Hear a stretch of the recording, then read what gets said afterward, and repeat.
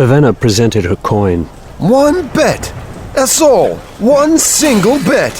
Cadz was among the dirtiest men she'd met, even in the streets. He liked fancy clothing, though. It was his style. Worn and dirty clothing in the latest designs. He seemed to think it was funny, a mockery of the highborn. 1 bit. Please. Cadz and Vivenna stood at the mouth of an alley at the back of 2 restaurants. Just inside the alley, she could see urchins rooting in the garbage. Fresh garbage from 2 restaurants. She salivated. I find it hard to believe, lady girl, that this is all you made today. Please, Cadz, you know I don't beg well. You should do better. Even the children can bring me at least 2. Behind him, the fortunates who had pleased him continued to feast. It smelled so good.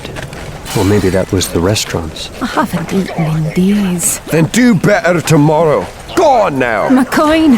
Cadz immediately waved for his toughs as she reached toward him. Vivenna shied away reflexively, stumbling. 2 tomorrow. I have to pay the restaurant owners, you know. Can't let you eat for free. Vivenna stood, staring at him. Not because she thought she could get him to change his mind, but because she just had trouble making her mind understand. It was her last chance for food this day. 1 bit wouldn't buy anything more than a mouthful elsewhere, but here, last time, it had allowed her to eat until she was full. That had been weeks ago. How long had she been on the streets now? She didn't know. She turned dully and pulled her shawl tight. It was dusk. She would go beg some more. She couldn't. Not after losing that bit. She felt shaken, as if her most valuable possession had been stolen. No. She still had that. She pulled the shawl close. Why was it important? She had trouble remembering. Vivenna shuffled back toward the Highlands, her home. A part of her realized that she shouldn't feel so distant from the person she had been. She was a princess, wasn't she? But she felt so sick lately. Sick enough that she didn't even think she could feel the hunger anymore. It was all so wrong. So very, very wrong. She entered the slums and crept along, careful to keep her head bowed, her back cowed, lest someone take offense at her. She hesitated as she walked, however, passing a street to her right. It was where the whores waited, protected from the drizzle by an awning. Vivenna stared at them, standing in their revealing clothing. It was only 2 streets into the slum, a place that wasn't too threatening for outsiders. Everyone knew not to rob a man on his way to visit the whores. The slumlords didn't like it when their customers got scared away. Bad for business, as Dent might say. Vivenna stood for a long moment. The whores looked fed. They weren't dirty. She could join them. An urchin had spoken of it the other day, mentioned that she was still young. He'd wanted her to come to the slumlord with him, hoping to get some coin for recruiting a willing girl. It was so tempting. Food, warmth, a dry bed. Blessed Ostri, what am I thinking? What is wrong with my mind? It was so hard to focus, as if she were in a trance all the time. Vivenna forced herself to keep moving, stumbling away from the women. She wouldn't do that. Not yet. Not yet. Oh, Lord of Colours, I need to get out of this city. Better for me to die, starving on the road back to Idris. Better to get taken by Dent and tortured than to end up in the brothel. However, much like the morality of stealing, the morality of using her body seemed much vaguer to her now, when her hunger was such a constant need. She made her way to her latest alleyway. She'd been kicked out of the others. But this one was good. It was secluded, yet often filled with younger urchins. Their company made her feel better, though she knew they searched her at night for coins. I can't believe how tired I am. The alleyway was empty. Everyone else staying out in the evening to try for a few extra coins. She took the best of the spots, an earthen mound which had managed to grow a small tuft of grass. There weren't even that many lumps in the dirt. though it would be wet with mud from the light rain. She didn't care about that. Shadows darkened the alleyway behind her. Vivenna started to run. Then another shadow stepped across the other end of the alley ahead of her. Vivenna froze, then turned to see a group of thugs moving up the alleyway behind her. At their back was the man who had robbed her a few weeks ago, the one who had taken her dress. I'm so sorry, Princess. Bounty just got too high. Took me blasting long enough to find you, though. You did a great job of hiding. Vivenna blinked, and then she simply let herself slide down to the ground. I just can't take it anymore. She was exhausted, mentally, emotionally, completely. The thugs clustered around her. Let's get her to Denth and be done with it. Rough hands grabbed her arm, towing her to her feet. Vivenna followed with head bowed.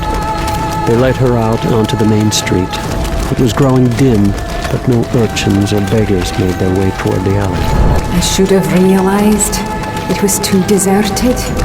Everything finally overwhelmed her. The thugs stopped walking. Vivenna looking up, blinking away her dizziness. There was something in the dark, wet street in front of them. A black sword. The weapon, silver sheath and all, had been rammed into the dirt. One of the thugs stepped forward, pulling the sword from the ground. He undid the sheath clasp. Vivenna felt a sudden nausea, more of a memory than a real sensation. No! Vivenna stumbled back, horrified.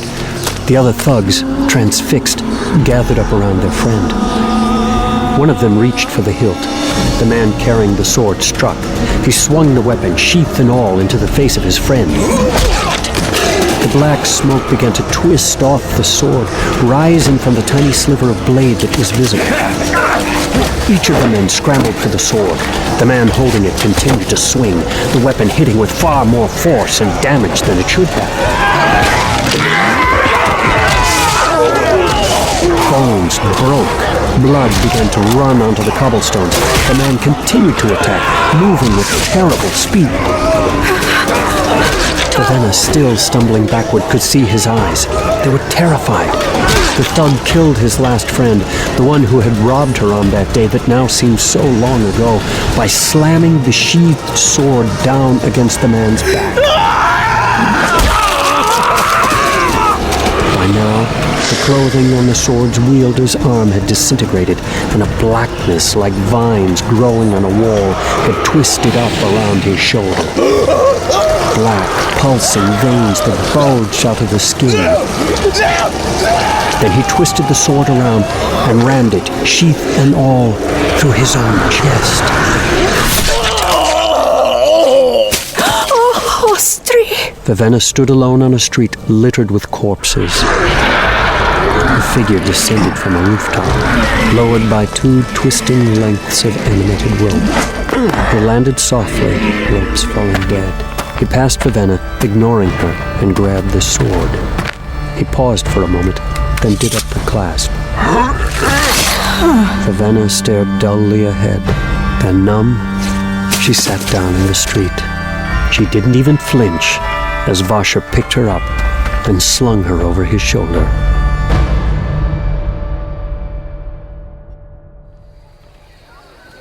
Her Grace is not interested in seeing you. Well, I'm not interested in her uninterest. Perhaps you should ask her again, just to be sure. The priestess bowed her head. My pardons. Your Grace, but I have already asked 14 times. Goddess Allmother is growing impatient with your requests, and she instructed me not to respond to them anymore. Did she give the same command to the other priestesses? Well, no, Your Grace. Wonderful. Send for one of them. Then send her to ask Allmother if she will see me. Lightsong considered the priestess' sighs something of a victory. Allmother's priests were among the most pious and most humble in the court. If he could annoy them, he could annoy anyone. He waited, hands on hips, as the priestess went to do his bidding. Allmother could give them orders and commands, but she couldn't tell them to completely ignore Lightsong. After all, He was a god too. As long as he asked them to do something other than what All-Mother had explicitly forbidden, they had to obey, even if it annoyed their goddess. I'm developing a new skill. Irritation by proxy. What about your speech to Goddess Blushweaver a few days ago, Your Grace? It seemed to imply that you were not going to annoy people as much. I said nothing of the sort, Larimar. I simply said that I was coming to recognize within myself a little more of the person I used to be. That doesn't mean I'm going to discard all the progress I've made over the last few years. Your sense of self-awareness is remarkable, Your Grace. I know. Now hush. The priestess is coming back. Indeed, the woman approached and bowed before Lightsong on the grass. My apologies, Your Grace. Our goddess, however, has now requested that no priestess be allowed to ask her if you can come in to see her. Oh, did she tell them that they couldn't ask if she would come out here? Yes, Your Grace.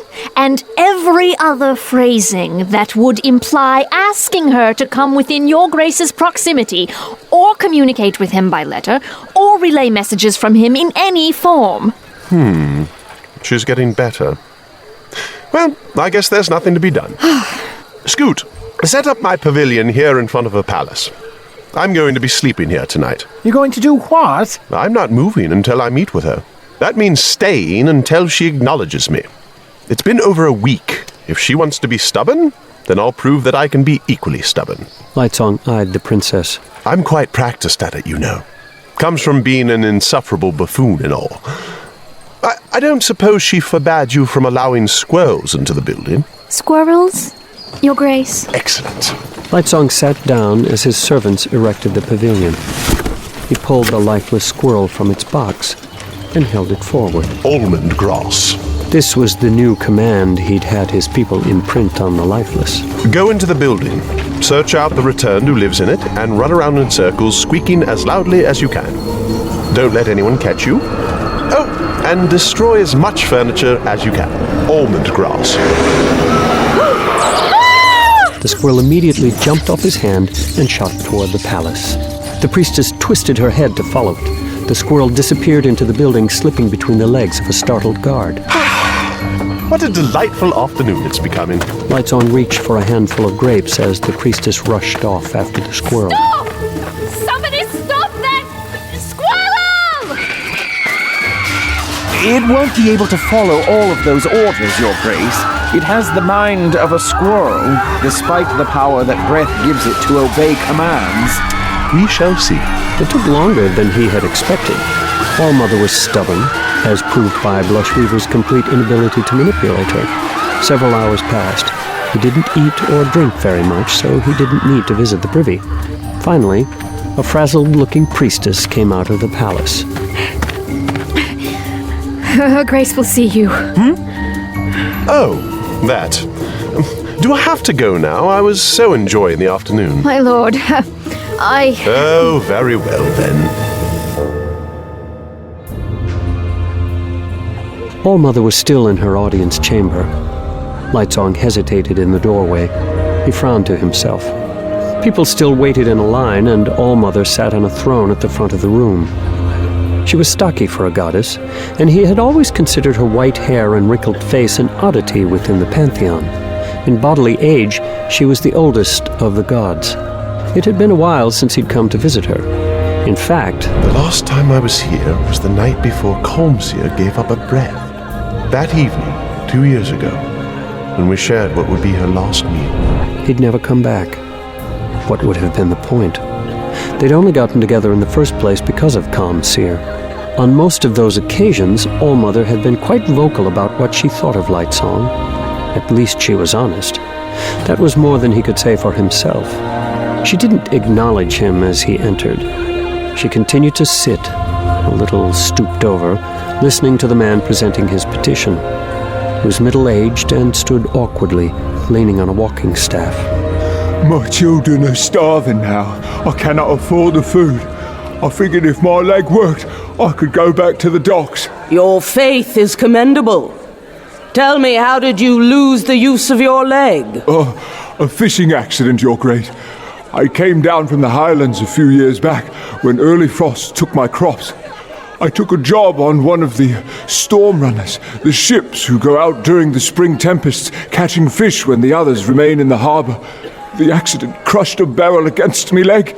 Nobody will take me on to work the boats, not with a lame leg. All-Mother nodded. I wouldn't have come to you, but my wife's sick and my daughter crying with such hunger. All-Mother reached a hand out, laying it on the man's shoulder. I understand your difficulties, but your problems are not as severe as you may think. Go and speak with my high priest. I have a man on the docks who owes my allegiance. You have 2 good hands. You'll be put to work sewing nets. The man looked up, hope glimmering in his eyes. We will send you back with enough food to care for your family until you learn your new trade. Go with my blessing. The man rose, then fell back to his knees and began to cry. Thank you. Thank you. Priests walked forward and led the man away. The room fell still, and All-Mother looked over, meeting Lightsong's eyes. She nodded to the side, where a priest stepped up, holding a small bundle of fur, tied tightly with ropes. That is yours, I'm told. Ah, yes. Terribly sorry. It kind of got away from me. With an accidental command to find me, then run around in circles screaming? Well, that actually worked? Interesting. My high priest didn't think the squirrel's brain would be capable of following such complicated commands. All-Mother regarded him with a stern look. Oh, I mean, whoops. It completely misunderstood me. Stupid squirrel. My deepest apologies, honored sister. All-Mother waved toward a doorway on the side of the room. Lightsong walked that way, and she followed. All-Mother moved with the stiffness of age. Is it me, or does she look older than she did before? That was, of course, impossible. Returned did not age, at least not the ones who had reached maturity.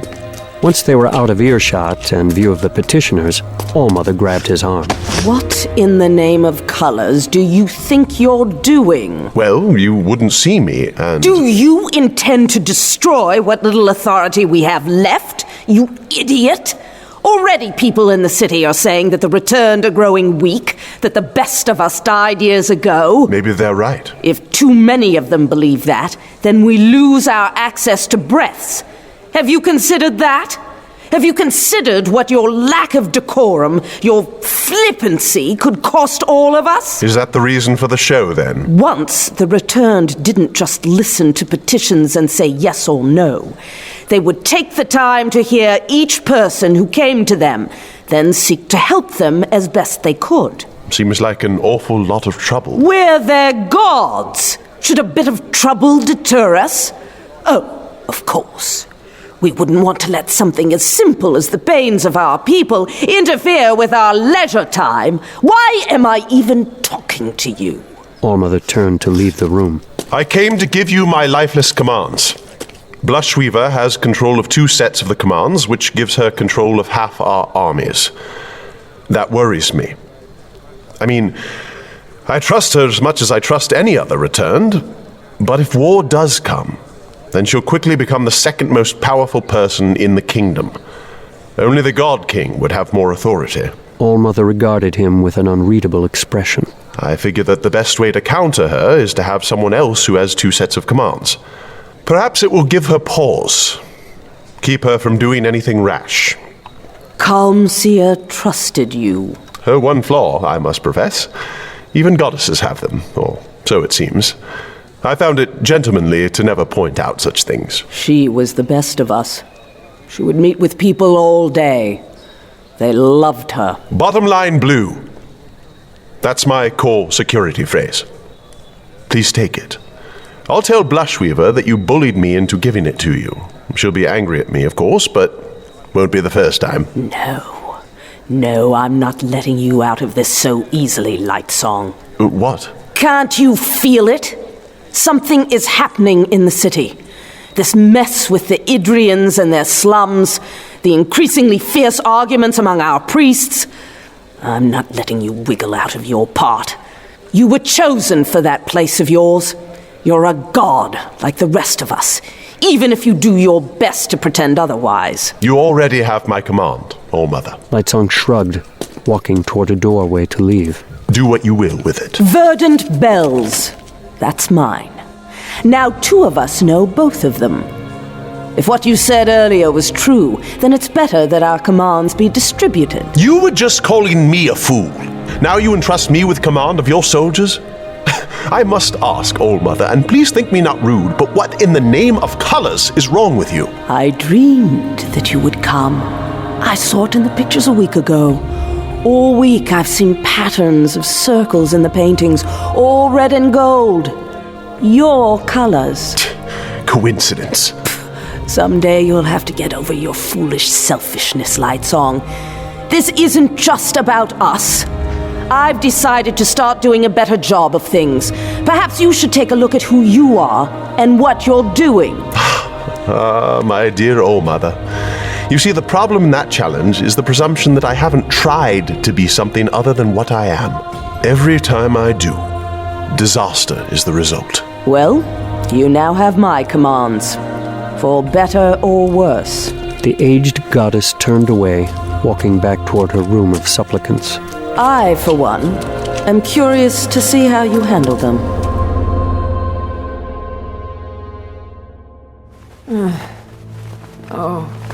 Vivenna awoke, sick, tired, thirsty, starving, but alive. She opened her eyes, feeling a strange sensation. Comfort. She was in a comfortable, soft bed. She sat up immediately, her head spun. I'd be careful. Your body is weak. Vivenna blinked, fuzzy eyes, focusing on a figure sitting at a table a short distance away, his back to her. He appeared to be eating. A black sword in a silver sheath rested against the table. You. Me? Vivenna looked down at herself. She wasn't wearing her shift anymore, but instead had on a set of soft cotton sleeping garments. Her body was clean. She raised a hand to her hair, feeling that the tangles and mats were gone. It was still white. She felt so strange to be clean. Did you rape me? A woman who's been to Denth's bed holds no temptation for me. I never slept with him. Vasher turned, face still framed by the patchy, ragged beard. His clothing was far less fine than her own. He studied her eyes. He had you fooled, didn't he? Vivenna nodded. Idiot. Vivenna nodded again. The woman who runs this building. I paid her to bathe you, dress you, and change your bedpan. I never touched you. What happened? Do you remember the fight on the street? With your sword. Vaguely. You saved me. I kept a tool out of Denth's hands. That's all that really matters. Thank you anyway. You're welcome. Why do I feel so ill? Traumaria. It's a disease you don't have in the Highlands. Insect bites spread it. Probably got it a few weeks before I found you. It stays with you if you're weak. Vivenna put a hand to her head. You probably had a pretty bad time lately. What with the dizziness, the dementia, and the hunger. Yes. You deserved it. Vivenna didn't move for a long moment. His food smelled so good, but she'd apparently been fed during the fevers, for she wasn't as famished as she might have expected, just mildly hungry. How long was I unconscious? A week. You should sleep some more. What are you going to do with me? The biochromatic breaths you had, you gave them to Denth? Yes. Vasher glanced at her, raising an eyebrow. No. I put them in the shawl I was wearing. Vasher stood, leaving the room. She considered running. Instead, she got out of the bed and began to eat at his food. A fish, whole and fried. Seafood didn't bother her anymore. Vasher returned, then stopped in the doorway, watching her ravage the fish bones. He didn't force her out of the seat. He simply took the other chair at the table. Finally, he held up the shawl, washed and clean. This? Vivenna froze, a bit of fish on her cheek. He set the shawl on the table beside her. You're giving it back to me? If there really is breath stored in it, I can't get to it. Only you can. I don't know the command. You escaped those ropes of mine without awakening them? Vivenna shook her head. I guessed that one. I should have gagged you better. What do you mean, you guessed it? It was the first time I'd ever used breath. That's right. You're of the royal line. What does that mean? Vasher just shook his head, pointing toward the shawl. Your breath to mine. That's the command you want. Vivenna laid her hand on the shawl. Your breath to mine. Immediately, everything changed. Her dizziness went away. Her deadness to the world vanished. Vivenna shook with the pleasure of breath restored. It was so strong that she actually fell from the chair, quivering like a person having a fit with the wonder of it. It was amazing. She could sense life, could sense Vasher making a pocket of color around him that was bright and beautiful. She was alive again. She basked in that for a moment. It's shocking when you first get it. It's usually not too bad if you take the breath back after only an hour or so. Wait weeks or even a few days, and it's like taking it in for the first time. Smiling, feeling amazing, she climbed back into the seat and wiped the fish from her face. My sickness is gone. Of course. You've got enough breath for at least the third heightening, if I'm reading you right. You'll never know sickness. You'll barely even age. Assuming you manage to hang on to the breath, of course. Vivenna looked up at him in a panic. No, I'm not going to force you to give it to me, though I probably should. You're far more trouble than you're worth, Princess. Vivenna turned back to the food, feeling more confident. It seemed now as if the last few weeks had been a nightmare. A bubble, surreal, disconnected from her life. Had it really been she who had sat on the street begging?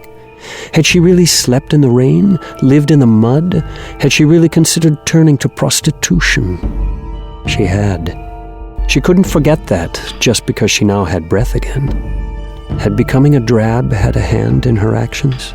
Had the sickness had a part in it too? Either way, the greatest part had been simple desperation. All right, time to go. Go where? The last time Vivenna had met this man, he'd bound her, forced her to touch that sword of his, and left her gagged. Vasher ignored her concern, tossing a pile of clothing onto the table. Put this on. Vivenna picked through it. Thick trousers, a tunic that tucked into them, a vest to go over the tunic, all of various shades of blue. There were undergarments of a less bright color. That's a man's clothing. It's utilitarian. I'm not going to waste money buying you fancy dresses, Princess. You'll just have to get used to those. Vivenna opened her mouth, but then shut it, discarding her complaint. She'd just spent, well, she didn't know how long, running around in a thin, nearly translucent shift that had only covered her to mid-thigh.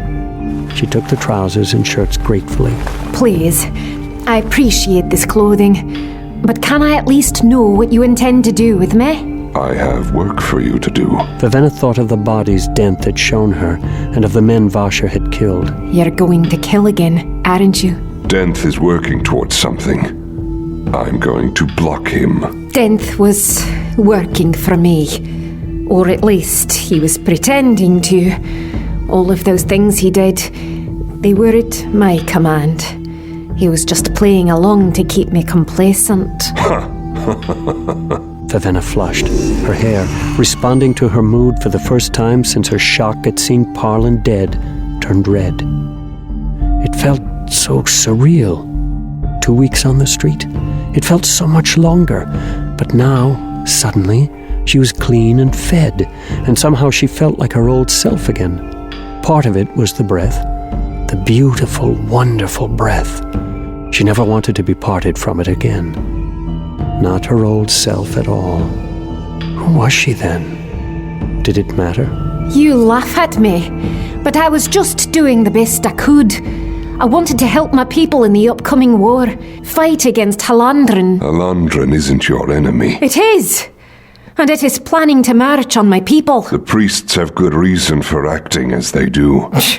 Denth said that every man thinks he's doing the right thing. Denth is too smart for his own good. He was playing with you, Princess. What do you mean? Didn't it ever occur to you? Attacking supply caravans, rousing the Idrian poor to rebel, reminding them of Vahir and his promises of freedom, which were so fresh in their minds? Showing yourself to thug lords, making them think that Idris was working to undermine Halandran government? Princess, you say every man thinks he's on the right side, that every man who opposed you was deluding himself. Didn't you ever once stop to think that maybe you were the one on the wrong side? Vivenna froze.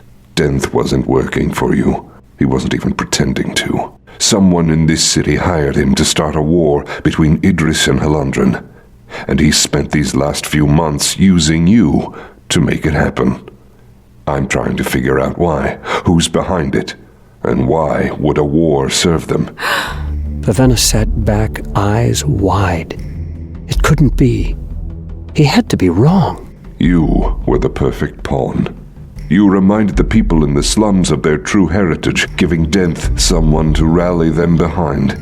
The Court of Gods is a hair's breadth away from marching on your homeland. Not because they hate Idrians, but because they feel like Idris insurgents have already been attacking them. I couldn't believe that you didn't realize what you were doing. I assumed you had to be working with him intentionally to start the war. I underestimated your stupidity. Get rest. I don't know if we have enough time to undo what you've done, but I intend to try. The clothing felt strange. The trousers pulled at her thighs, making her feel like she was exposed. It was odd not to have the swishing of skirts at her ankles. Vivenna walked beside Vasha without comment, head bowed, hair too short to even put into a braid. She didn't try to regrow it yet. That would draw needed nourishment from her body.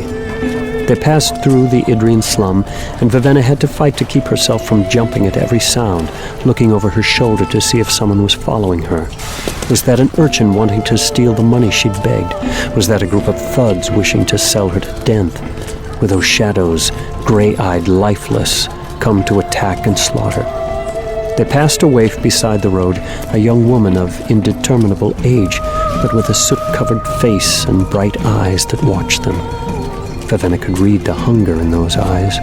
The woman was trying to decide whether or not to try stealing from them. The sword in Vasha's hand was obviously enough to ward the girl away. Vivenna watched her scurry down an alleyway, feeling an odd sense of connection. Colours? Was that really me? No. She hadn't even been as capable as that girl. Vivenna had been so naive that she'd been kidnapped without knowing it, then worked to start a war without realizing what she was doing. Didn't you ever stop to think that maybe you were on the wrong side? Vivenna wasn't sure what to believe. She'd been taken in so quickly by Denth that she was very hesitant to accept anything this Vasha said. However, she could see signs that some of what he had told her were true. Denth had always taken her to meet with the less reputable elements in the city. Not only were they the ones a mercenary like him would know, but they would be more likely to prefer the chaos of war. Attacking the Halandran supplies wouldn't only make it more difficult to administer the war, it would make the priests more likely to attack while they were still strong. The losses would also serve to make them angrier. Denth made me think that the war was inevitable. My father thinks it's inevitable. Everyone says it's going to happen. They're wrong. War between Halandran and Idris has been close for decades, but never inevitable. Getting this kingdom to attack requires convincing the returned, and they're generally too focused on themselves to want something as disruptive as a war. Only an extended effort, first convincing the priests, then getting them to argue until the gods believed them, would be successful. Vivenna stared ahead down the dirty streets with their colorful refuse. I really am useless, aren't I? Vasha glanced over at her. First, my father sent my sister to marry the God King instead of me. I followed, but I didn't even know what I was doing. Denth took me in on the very first day I was here. When I finally escaped him, I couldn't make it a month on the street without getting robbed, beaten, and then captured. Now you claim that I've single-handedly brought my people to the edge of war. Don't give yourself too much credit. Denth has been working on this war for a long time. From what I hear, he corrupted the Idrian ambassador himself. Plus, there are elements in the Halandran government, the ones who hired Denth in the first place, who want this conflict to happen. It was all so confusing. What he said made sense, but Denth had made sense too. She needed to know more. Do you have any guesses who they might be? The ones who hired Denth? One of the gods, I think. Or perhaps a cabal of them. Maybe a group of priests working on their own. Why? How should I know? I can't even figure out who's behind it. No, not that. I mean, why are you involved? Why do you care? Because, Because why? look, Princess, I'm not like Denth. I don't have his ability with words, and I don't really like people in the first place. Don't expect me to chat with you, all right? If he's trying to manipulate me, he has a very strange way of doing it.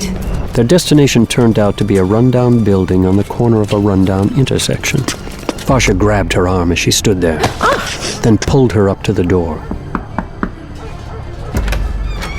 A pair of nervous eyes glanced out from behind the door. Get out of the way. Vasha pulled Vivenna inside. A young man stumbled back, pressing up against the wall of the hallway and letting Vasha and Vivenna pass. Vivenna felt as if she should be frightened, or at least angry at the treatment. However, after what she had been through, it just didn't seem like much. Vasha let go of her and thumped his way down a set of stairs. Vivenna followed more carefully, the dark stairwell reminding her of the cellar in Denth's hideout. At the bottom, fortunately, the similarities between cellars ended. This one had a wooden floor and walls. A rug sat in the middle of the room with a group of men sitting on it. A couple of them rose as Vasha rounded the stairs. Vasher, welcome. Do you want something to drink? No. The men glanced uncomfortably at each other as Vasha tossed his sword toward the side of the room. Then he reached back and pulled Vivenna forward. Hair. Vivenna hesitated. He was using her just as Denth had. But rather than make him angry, she obliged, changing the color of her hair. Several of the men bowed their heads. Princess! Tell them you don't want them to go to war. I don't. I've never wanted my people to fight Halandrin. They would lose, almost certainly. The men turned to Vasha. But she was working with the slumlords. Why did she change her mind? Well? Why did she change her mind? Had she changed her mind? It was all too quick. I'm sorry. I didn't realize. I've never wanted war. I thought it was inevitable, and so I tried to plan for it. I might have been manipulated, though. Vasha nodded, then pushed her aside. He left her and joined the men as they sat back on the rug. Vivenna remained where she was. All right. What are you doing to stop this? Wait! You expect that to change our minds? A few words from the princess and we're supposed to believe everything you've been telling us? If Halandrin goes to war, you're dead. Can't you see that? What do you think will happen to the Idrians in these slums? You think things are bad now. Wait until you're seen as enemy sympathizers. We know that, Vasher. But what do you expect us to do? Submit to Halandrin treatment of us? Cave in and worship their indolent gods? I don't really care what you do, as long as it doesn't involve threatening the security of the Halandrin government. Maybe we should just admit that war is coming and fight. Maybe the slumlords are right. Maybe the best thing to do is hope that Idris wins. They hate us! They treat us worse than they do the statues in their streets! We're less than lifeless to them! The people are restless, Vasher. Half the men talk of storming the court of gods in anger. The women store up food, waiting for the inevitable. Our youth go out in secret groups, searching the jungles for Khalad's legendary army. They believe that old myth? It offers hope. A hidden army, powerful enough that it nearly ended the many war itself. Believing myths isn't what frightens me. It's that our youth would even think of using lifeless as soldiers. Khalad's phantoms, bah! What it means is that we're desperate. The people are angry. We can't stop the riots, Vasher. Not after that slaughter a few weeks back. That's what they want. Can't you fools see you're giving your enemies perfect scapegoats? Those lifeless that attacked the slum weren't given their orders by the government. Someone slipped a few broken lifeless into the group with orders to kill so that things would turn ugly. The Halandrin theocracy is a top-heavy structure laden with bureaucratic foolishness and inertia. It never moves unless someone pushes it. If we have riots in the street, that will be just what the war faction needs. It's too late. No, please. please do not say such things. But Princess, what can we do? The slumlords rile the people to anger. We have no power compared to them. You must have some influence. You seem like men of wisdom. We're family men and workers. We have no riches. But people listen to you. Some do. Then tell them that there are more options. Tell them to be stronger than I was. The Idrians here in the slums, I've seen their strength. If you tell them that they've been used, maybe they can avoid being manipulated further. I don't know if everything this man says is true, but I do know that Idris will not win this war. We should be doing everything we can to prevent a conflict, not encourage one. Vivenna felt a tear on her cheek, and her hair had grown a pale white. You can see, I no longer have the control a princess and follower of Ostri should show. I'm a disgrace to you, but please, don't let my failure doom you. The Halandrins don't hate us. They barely even notice us. I know this is frustrating, but if you make them notice you by rioting and destroying, they will only be shaken into anger against our homeland. So we should just roll over? Let them step on us? What does it matter if they do it unintentionally? We still get crushed. No, there must be a better way. And Adrian is their queen now. Perhaps, if we give them time, they will get over their prejudice. We must focus our energies now on keeping them from attacking. Your words make sense, Princess. But, and forgive my ostentation, those of us here in Halandren find it difficult to care about Idris much anymore. It failed us before we even left, and now we can't really go back. We are Idrians, but... well, our families here are more important. If there's war, you'll be treated even worse than you are now. There are other options. I know of your plight. If I return to my father and explain it, perhaps we can find a way to return you to Idris. Return to Idris? My family's been here in Halandren for 50 years now. Yes, but as long as the King of Idris lives, you have an ally. We can work with diplomacy to make things better for you. The king doesn't care about us. I care. We must find a way to bring attention to your suffering without bringing hatred as well. We will find a way. As I said, my sister is married to the God King himself. Perhaps, through her, he can be persuaded to improve the slums.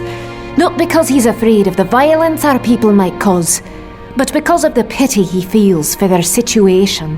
Vivenna continued to kneel ashamed before these men, ashamed to be seen in the immodest clothing and with ragged short hair, ashamed to have failed them so completely. She is sincere. I will give her that. I don't know. I still feel it's too late. If that's the case, what do you have to lose? Think of the lives you could save. I promise, Idris will not forget you any longer.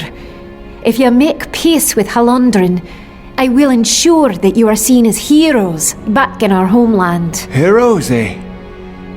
It would be nice to be known as a hero, rather than the ones who left the Highlands to live in brazen Halandren. Please.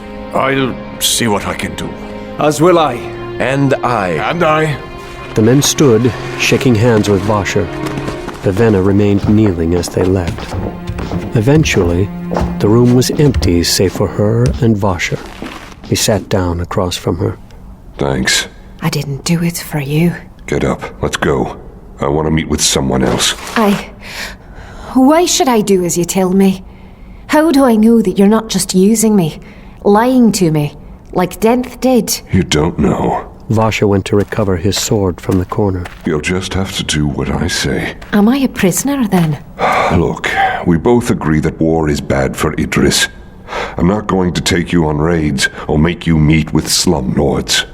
All you have to do is tell people you don't want a war. And if I'm not willing to do that, will you force me? Callous. Vasher pulled out a bag of something and tossed it at her. Go. Get back to Idris. I'll do it without you.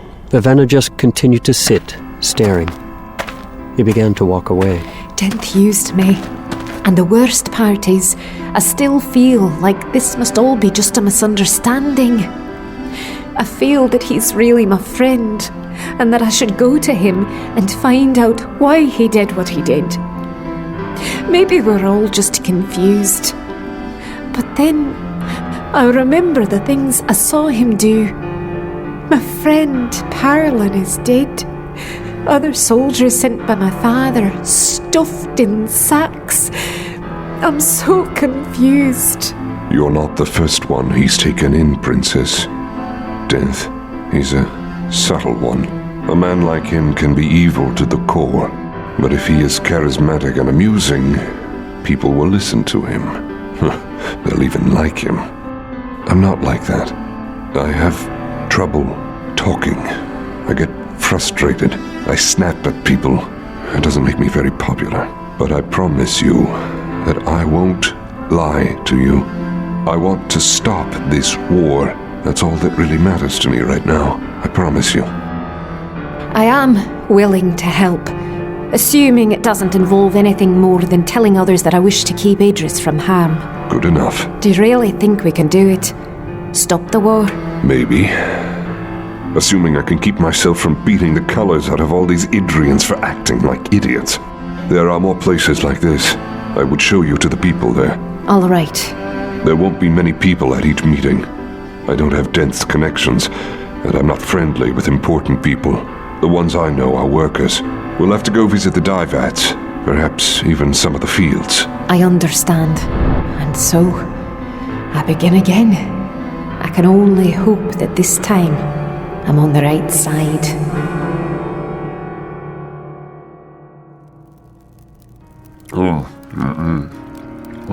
Ciri watched Susebron with affection as he ate a third dessert. Their night's meal lay spread out on the table and floor, some dishes completely devoured, others barely tasted. That first night, when Susebron had ordered a meal, had started a tradition.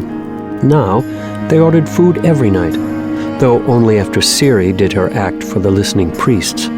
Susebron claimed to find it very amusing, though she noticed the curiosity in his eyes as he watched her. Susebron had proven to have quite a sweet tooth now that disapproving priests and their sense of etiquette were absent. You should probably watch out. If you eat too many of those, you will get fat. No, I won't. Yes, you will. That's the way it works. Not for gods. My mother explained it. Some men become more bulky if they exercise a lot, and become fat if they eat a lot. That doesn't happen to returned. We always look the same. Ha! That must be nice. Is food in Idris like this? He was always so curious about her homeland. She could sense a longing in him, the wish to be free of his palace and see the outside. And yet, he didn't want to be disobedient, even when the rules were harsh. I really need to work on corrupting you some more. What does that have to do with food? Oh, nothing. But it's true nonetheless. You're far too good a person, Susebron. Sarcasm? I certainly hope that is it. Huh. Only half. Half sarcasm. Is this something new? No. There's truth sometimes, even in sarcasm. I don't really want to corrupt you, but I do think that you're just too perfectly obedient. You need to be a little more reckless, impulsive, and independent. It's hard to be impulsive when you are locked in a palace surrounded by hundreds of servants. Good point. However, I have been thinking about the things you've said. Please don't be mad at me, all right? What did you do? I talked to my priests with the artisan script. You told them about us? No. Oh, I did tell them I was worried about having a child. I asked why my father died right after he had a child. Good. You're not mad. I was just encouraging you to be more impulsive. I can't complain now. What did they say? They told me not to worry. They said everything would be all right. So I asked them again, and again they gave me a vague answer. It hurts me to write this, but I'm beginning to think that you are right. I've noticed that my guards and awakeners are staying particularly close lately. We even skipped going to the court assembly yesterday. That's a bad sign. I haven't had much luck finding out what's going to happen. I've ordered in 3 other storytellers, but none of them had any better information than what Hoid gave me. You still think it's about the breath I hold? Yes. Remember what I said about my conversation with Treleades? He talked about that breath of yours with reverence. To him, it's something to be passed from generation to generation, like a family tapestry. In one of the children's stories in my book, there is a magic sword. A young boy is given it by his grandfather, and it turns out the sword was an heirloom, the symbol of kingship in the land. What are you saying? Perhaps the entire monarchy of Halandrin is nothing more than a way to guard the breath. The only way to safely pass breath between individuals and generations is to use people as hosts. So they created a dynasty of god kings who could hold the treasure and pass it from father to son. Well, that would mean that the god king is more of a vessel than I am, a sheath for a magic weapon. Exactly. They had to make my family kings because of how much breath was in that treasure. And they had to give it to a returned, otherwise their king and their gods might have competed for power. Perhaps it seems awfully convenient that the god king always bears his stillborn son who becomes returned. Unless the next god king isn't really the son of the current one. Ostri, god of colors, that's it! Somewhere in the kingdom a baby died and returned. That's why it's so urgent that I get pregnant. They already have the next god king. Now they just need to keep up the farce. They marry me to you, hope for a child as quickly as possible, then switch the baby for the returned one. Then they kill me and somehow take my breaths away and give it to this child who can become the next god king. Wait, do infants ever return? Yes, but how does an infant return in a way that's heroic or virtuous or anything like that? Susebron hesitated, and she could tell he didn't have an answer for her. Infant returned. Among her own people, they didn't believe that a person was chosen to return because of some virtue they exemplified. That was a Halandran belief. To her, it seemed a hole in their theology, but she didn't want to challenge Susebron on it further. Well, that doesn't really matter. The real question is more important. If the god kings are just vessels to hold breath, then why bother changing them? Why not just leave one man holding the breath? I don't know. It doesn't seem to make sense, does it? Maybe they're worried about keeping a single god king captive that long. Children are easier to control, perhaps. If that's the case, they would want to change more often. Some of those god kings lasted centuries. Of course, it could just have to do with how rebellious they think their king is. I do everything I'm supposed to. You just complained that I'm too obedient. Compared to me, you are. Maybe from their viewpoint, you're a wild man. After all, you did hide that book your mother gave you, and then you learned to write. Perhaps they know you well enough to realize that you weren't going to stay docile. So now that they have an opportunity to replace you, they're intending to take it. Maybe. Susebron leaned back, staring up at the dark ceiling. Ciri watched him, noting the look of sadness in his eyes. What? He just shook his head. Oh, please, what is it?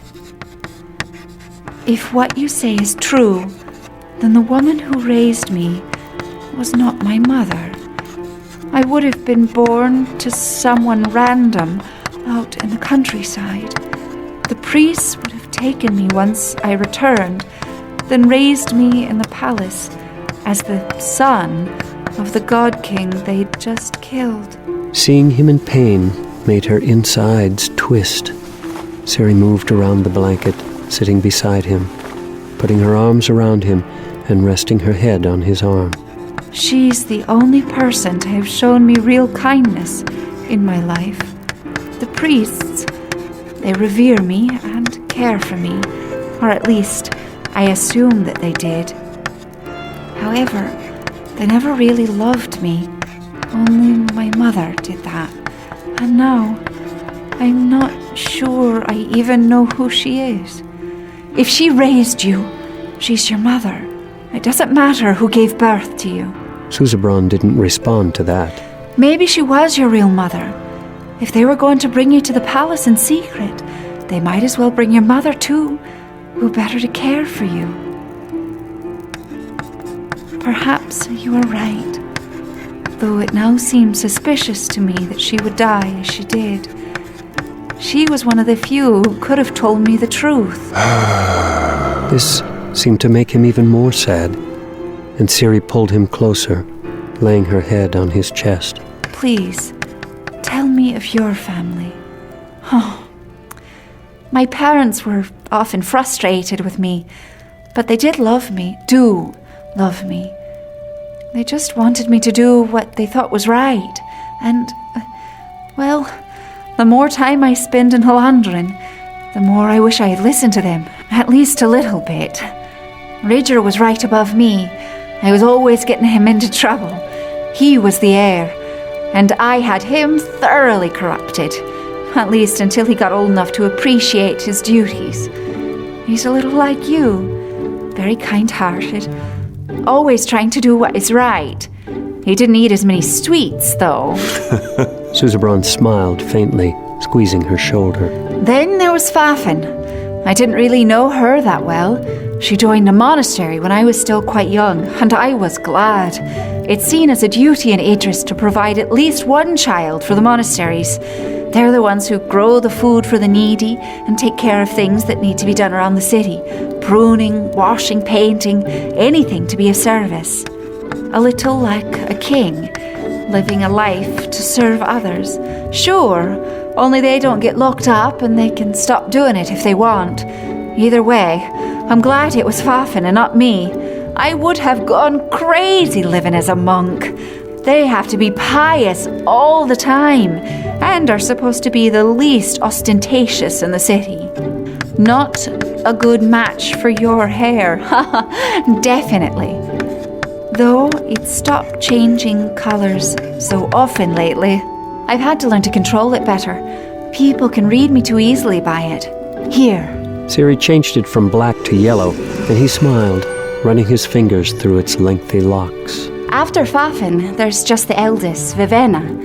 She's the one you were supposed to marry. She spent her entire life preparing to move to Halandren. She must hate me, growing up knowing she would have to leave her family and live with a man she didn't know. Oh, nonsense! Vivenna looked forward to it.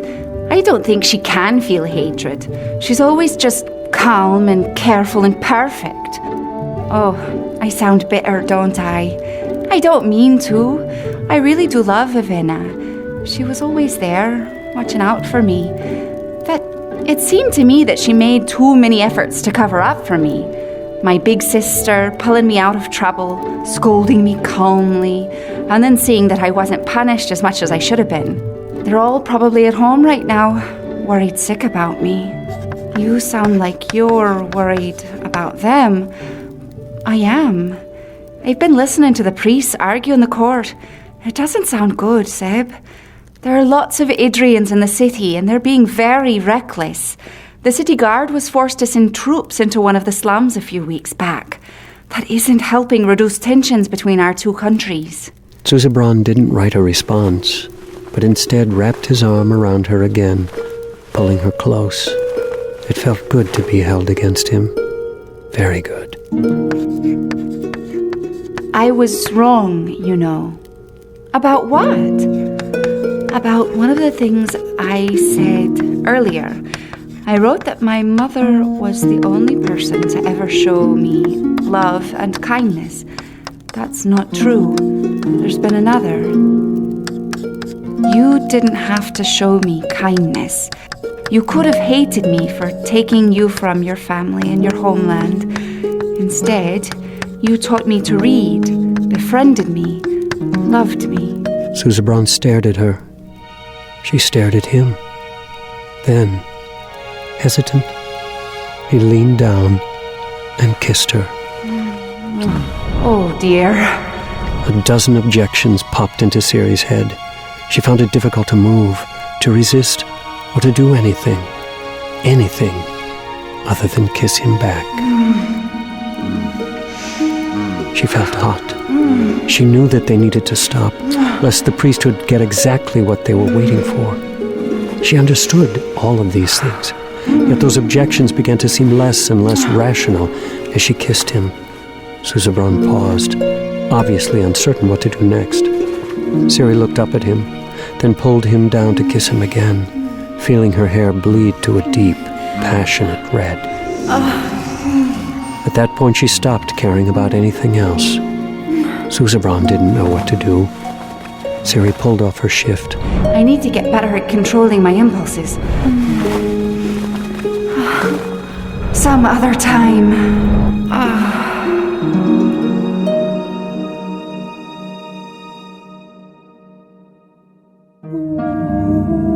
That night, Lightsong dreamed of Tae'Talir burning, of the God King dead, and of soldiers in the streets, of lifeless killing people in colorful clothing, and of a black sword.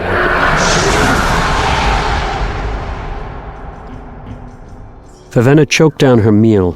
The dried meat tasted strongly of fish, but she had learned that by breathing through her mouth, she could ignore much of the flavor. She ate every bite, then washed the taste away with a few mouthfuls of warmed, boiled water. She was alone in the room. It was a small chamber built into the side of a building in the slums. Vasher had paid a few coins for a day in it, though he wasn't there at the moment. He'd rushed off to deal with something. Vivenna leaned back, food consumed, closing her eyes. She'd reached the point where she was so exhausted that she'd actually found it difficult to sleep. The fact that the room was so small didn't help. She couldn't even stretch out all the way. Vasher hadn't been exaggerating when he'd said that their work would be rigorous. Stop after stop, she spoke with the Idrians, consoling them, begging them not to push Halandran to war. There were no restaurants as there had been with Denth, no dinners with men in fine clothing and guards. Just group after group of tired, working-class men and women. Many of them weren't rebellious, and a large number of them didn't even live in the slums. But they were part of the Idrian community in Tae'Talir, and they could influence how their friends and family felt. She liked them, empathized with them. She felt far better about her new efforts than she had about her work with Denth, and so far as she could tell, Vasher was being honest with her. She had decided to trust those instincts. That was her decision, and that decision meant helping Vasher, for now. Vasher didn't ask her if she wanted to continue. He simply led her from location to location, expecting her to keep up. And so she did, meeting with the people and begging their forgiveness, despite how emotionally draining it was. She wasn't certain if she could repair what she had done, but she was willing to try. This determination seemed to gain her some respect from Vasher.